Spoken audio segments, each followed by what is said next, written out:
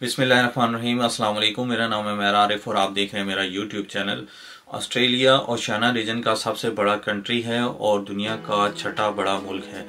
Australia एक Commonwealth country है और इसका मोस्टली हिस्सा बर आज़म ऑस्ट्रेलिया और आइसलैंड ऑफ तस्मानिया और कुछ छोटे आइसलैंड पर मुश्तमिल है। इसके अलावा Australia deserts, tropical rain forest और माउंटेन्स पर मुश्तमिल है। ऑस्ट्रेलिया का जो कैपिटल है वो कैनबरा है। उसके जो बड़े शहर हैं उनमें Sydney, Melbourne, Perth and Adelaide वगैरह शामिल है। जो इसकी करेंसी है वो ऑस्ट्रेलियन डॉलर है और इसके अलावा यहाँ इंग्लिश लैंग्वेज बोली जाती है।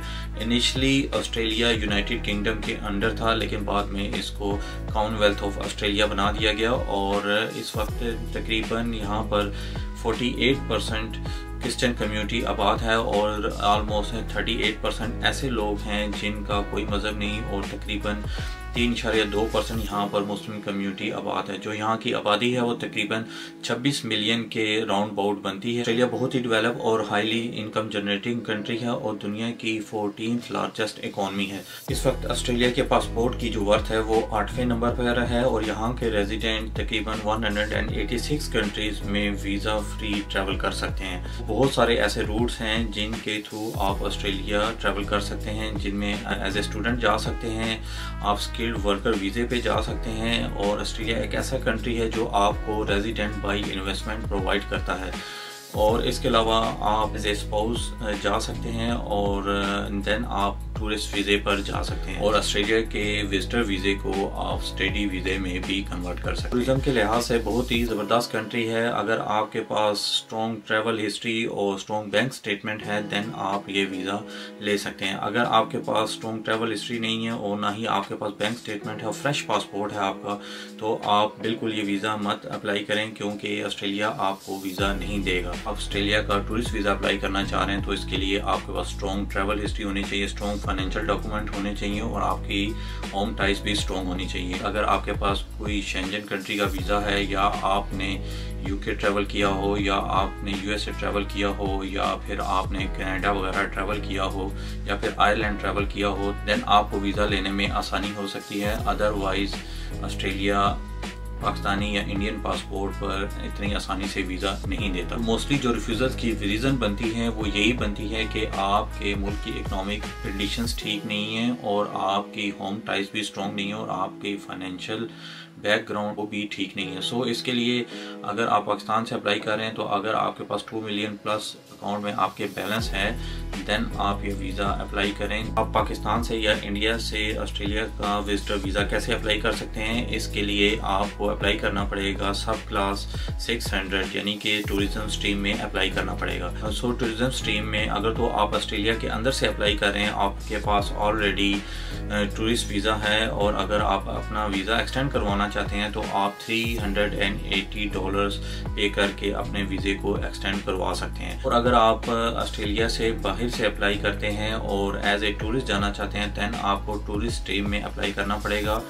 आपको 3 मंथ, 6 मंथ एंड 12 मंथ की duration single and multiple entries visa दिया जा सकता है और आपको $150 इसकी फ़ीस पे करनी पड़ेगी। अगर आप अपनी फैमिली को विज़िट करना चाह रहे हैं दैन आपको इसी कैटेगरी में अप्लाई करना पड़ेगा। इसके अलावा अगर आप किसी बिज़नेस इवेंट या बिज़नेस कॉन्फ्रेंस को अटेंड करना चाह रहे हैं तो तब भी आप इसी कैटेगरी में अप्लाई करेंगे। वीज़ा अप्लाई करने के लिए आपको सबसे पहले ऑस्ट्रेलियन इमिग्रेशन की वेबसाइट पर जाना पड़ेगा और आपको वहां पर एमई अकाउंट अपना क्रिएट करना पड़ेगा। जैसे ही आप एमई अकाउंट क्रिएट करते हैं देन आपको ऑनलाइन एप्लीकेशन फिलअप करनी पड़ती है जिसमें तकरीबन ऑलमोस्ट 20 स्मॉल स्टेप्स हैं और वहां पर आपने अपनी इंफॉर्मेशन पुट अप करनी है, जिसमें बेसिकली जो इन्फॉर्मेशन होती है वो आपसे रिलेटेड होती है, मीन्स कि आपके पासपोर्ट से रिलेटेड होती है, आपकी जॉब से रिलेटेड होती है, आपकी फैमिली से रिलेटेड होती है, आपकी इनकम से रिलेटेड होती है और अगर आपके कोई वीज़ास वगैरह वैलिड हों उनसे हवाले से आपको इन्फॉर्मेशन वगैरह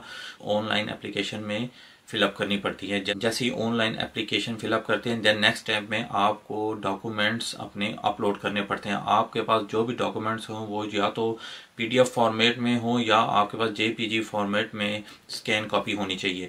सो आपको नेक्स्ट स्टेप में तमाम डॉक्यूमेंट्स अपलोड करने पड़ेंगे। कौन कौन से डॉक्यूमेंट्स आपको उसके लिए चाहिए, आपके पास पासपोर्ट होना चाहिए 6 मंथ वैलिडिटी का, आपके पास जो प्रीवियस पासपोर्ट हैं आपके पास वो भी होने चाहिए। आप कोशिश करें कि उनको PDF फॉर्मेट में कन्वर्ट करके अपने पास रख लें।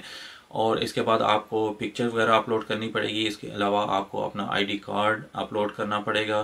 देन आपको दीगर एडिशनल डॉक्यूमेंट्स में आपके फैमिली से रिलेटेड डॉक्यूमेंट होने चाहिए, जिसमें आप FRC, MRC, अगर आपके बच्चे हैं देन आप चाइल्ड रजिस्ट्रेशन सर्टिफिकेट भी अपलोड कर सकते हैं। इसके अलावा इन डॉक्यूमेंट्स में आपको एक फॉर्म 54 भी अपलोड करना पड़ेगा, जो कि फैमिली कंपोजिशन से मुतल्लिक होता है। बेसिकली उसमें आपके वालिद या वालदा, आपके बहन भाइयों या आपकी फैमिली से रिलेटेड तमाम इन्फॉर्मेशन होती है, और वो फॉर्म आप ऑस्ट्रेलियन इमिग्रेशन की वेबसाइट से डाउनलोड कर सकते हैं। सो आपको वो फॉर्म अपलोड करना पड़ेगा। इसके अलावा आपको अपने फाइनेंशियल डॉक्यूमेंट्स में आपको 6 मंथ की बैंक स्टेटमेंट आपको चाहिए और अकाउंट मेंटेनेंस लेटर चाहिए, एंड आपको अपनी 2 इयर्स की इनकम टैक्स रिटर्न प्रोवाइड करनी पड़ेगी। अगर आप सैलरी पर्सन हैं देन आपको अपनी 6 मंथ की बैंक स्टेटमेंट के अलावा आपको अपनी 3 मंथ की सैलरी स्लिप प्रोवाइड करनी पड़ेगी। इसके अलावा आपको NOC from the job provide करना पड़ेगा, लीव अप्रूवल लेटर प्रोवाइड करना पड़ेगा, और अपना अगर आपका कंपनी के साथ कॉन्ट्रैक्ट है तो आप वो कॉन्ट्रैक्ट भी अपलोड कर सकते हैं।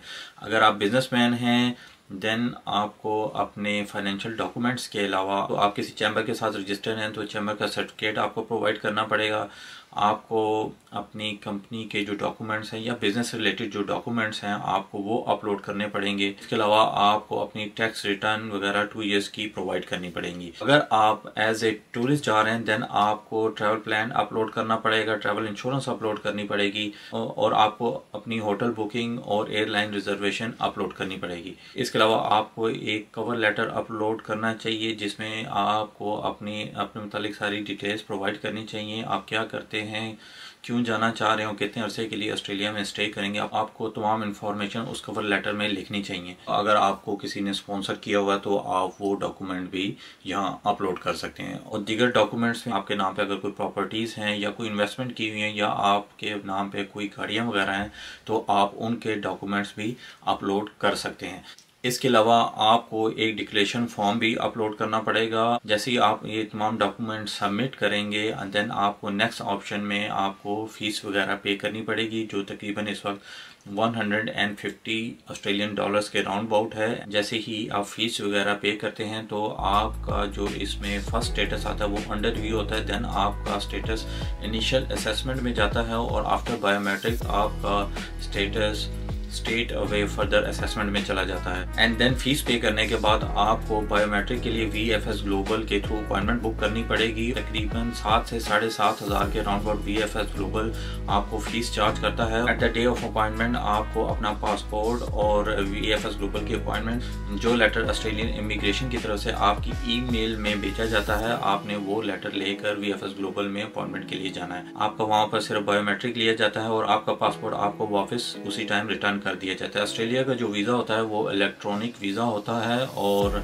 आपको ये वीज़ा आपके इमी अकाउंट में या आपकी ईमेल में आ जाता है। अगर इसकी डिसीजन टाइमिंग्स चेंज होती रहती है, लेकिन आजकल जो इसकी डिसीजन टाइमिंग है कुछ लोगों को 1 हफ्ते के अंदर अंदर इसका रिजल्ट भी आ जाता है, लेकिन मोस्टली जो टाइम है इसका तकरीबन 50 to 60 डेज़ के राउंड अबाउट इस वक्त चल रहा है। तो ये डिपेंड करता है कि आपका केस कितना स्ट्रेट फॉरवर्ड है और आपने अपनी एप्लीकेशन को कैसे पुटअप किया है। सो ये थी आज की वीडियो। उम्मीद करता हूँ आपको ये वीडियो अच्छी लगी होगी। इंशाल्लाह मिलते हैं नेक्स्ट वीडियो में। अपना बहुत सारा ख्याल रखें, तब तक के लिए अल्लाह हाफिज़।